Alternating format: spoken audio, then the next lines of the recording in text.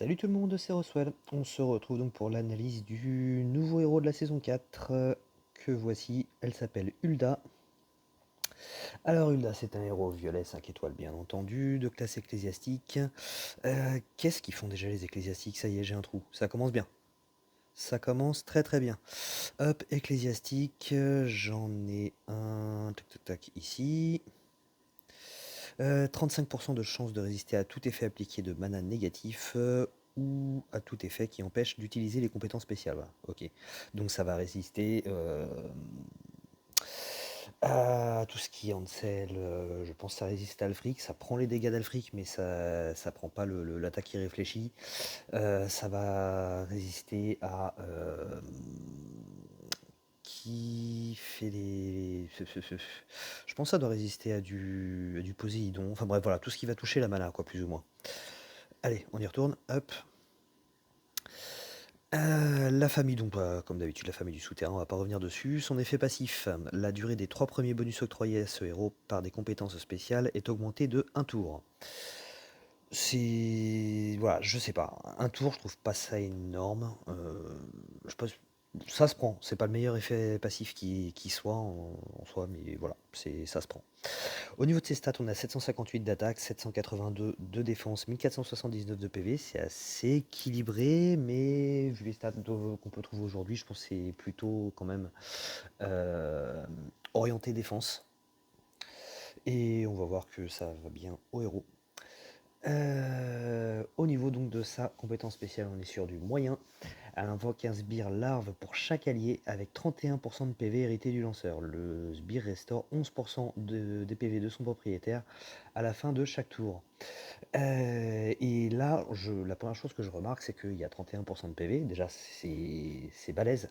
Euh, je me demande si c'est pas les sbires les plus résistants du jeu.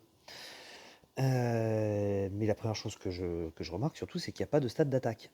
Ce qui veut dire quoi? Est-ce que ça veut dire que les sbires ne tapent pas? Je ne sais pas, et honnêtement, c'est possible. S'il n'y a pas de stade d'attaque, je vois pas comment. Je vois pas ce qu'ils peuvent mettre comme dégâts, quoi. Bref, on va lire la suite. Le sbire larve octroie plus 24% de génération de mana à son propriétaire tant qu'il est actif. C'est un effet qui ne peut pas être dissipé, et ça, c'est franchement très fort. C'est vraiment très fort parce que vu que le sbire est très, très résistant, les 24% de génération de mana vont quand même rester un certain temps. Le sbire larve octroie plus 54% de défense à son propriétaire tant qu'il est actif. Cet effet ne peut pas être dissipé non plus. Là aussi, c'est assez balèze. La question que je me demande aussi. Non, j'ai rien dit. Non, il n'y a pas de défense pour les sbires, c'est juste des PV. Non, je me demandais si un deuxième sbire, du coup, n'était pas encore plus résistant que le premier, quoi. Non, ça n'a rien à voir. Du coup, qu'est-ce que ça me fait dire de ce héros? Bon, déjà, c'est un healer. Un healer indirect, on va dire, mais un healer quand même. Ça me fait dire que c'est un tank. Encore un tank violet. Euh, Tank, voire flank. Enfin, première, voire deuxième ligne. C'est très résistant et honnêtement, ça va être assez fort. Au niveau des titans, ça n'a pas spécialement d'intérêt. C'est clairement pas un héros titan. C'est pas. Je sais pas, ça va dépendre aussi encore une fois de si les sbires attaquent en fait, puisque les sbires ont tendance à faire perdre un petit peu de temps quand ils attaquent, le temps que tous les sbires déclenchent. Mine de rien, ça fait perdre quelques secondes au cumulé, ça fait quand même perdre pas mal de temps sur un titan.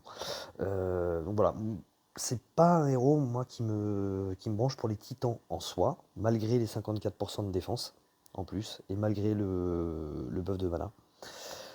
Par contre, pour le reste, ça va être plutôt pas mal. En attaque de ruée, ça va être assez fort, forcément, parce que ça va être en très rapide, ça va balancer des sbires à tout va, des sbires encore une fois qui sont super résistants, ça va redonner des PV à tout va, ça va de la génération de mana, de la défense, donc voilà, en attaque de ruée, ça va être extrêmement fort. En booster de bonus, ça va être très bien aussi, puisqu'il va y avoir le bonus de génération de mana et le bonus de défense. Et même en. Comment ça s'appelle?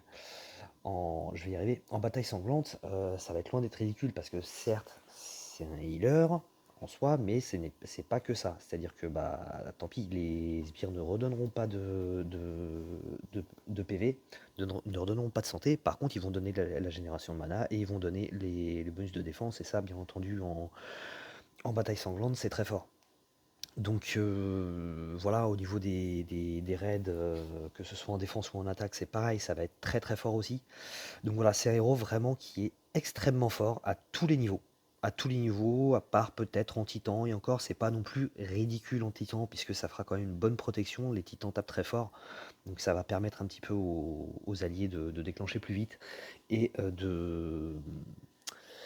et d'avoir plus de défense. Donc voilà, il n'y a vraiment aucun aspect du jeu où ce héros sera mauvais. Clairement, c'est un héros qui va être très fort. Donc voilà, j'ai fait des invocations, je vous avoue que c'est pas spécialement elle que je visais, parce que des violets, j'en ai déjà pas mal. Euh, et voilà, j'avais déjà pas mal. Par contre, je visais Elisabeth, et j'ai eu Thorn. Voilà, c'est le truc un peu énervant quand on voit quand même par rapport au pourcentage.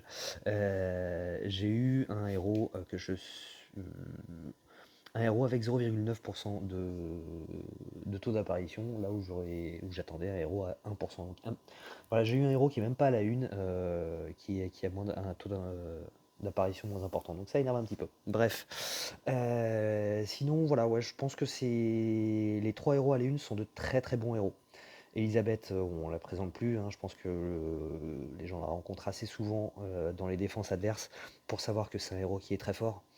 Et Phileas, c'est un excellent. On le retrouve aussi d'ailleurs quand même assez régulièrement dans les défenses. En plus, c'est un excellent sniper qui est en plus un sacré héros titan puisqu'il débuffe la défense de la nature de 58%. Donc voilà, c'est clairement un portail sur lequel on peut se permettre d'invoquer, je trouve. Bon bah moi ça m'a pas réussi malheureusement. Voilà, je pense que tout est plus ou moins dit, hein. Honnêtement, encore une fois, c'est un très bon héros. Il n'y a pas grand-chose d'autre à en dire. Ça va être utilisable un petit peu à tous les niveaux et ça va être très très fort. Donc voilà. Bref, allez, je vous laisse là. Ciao.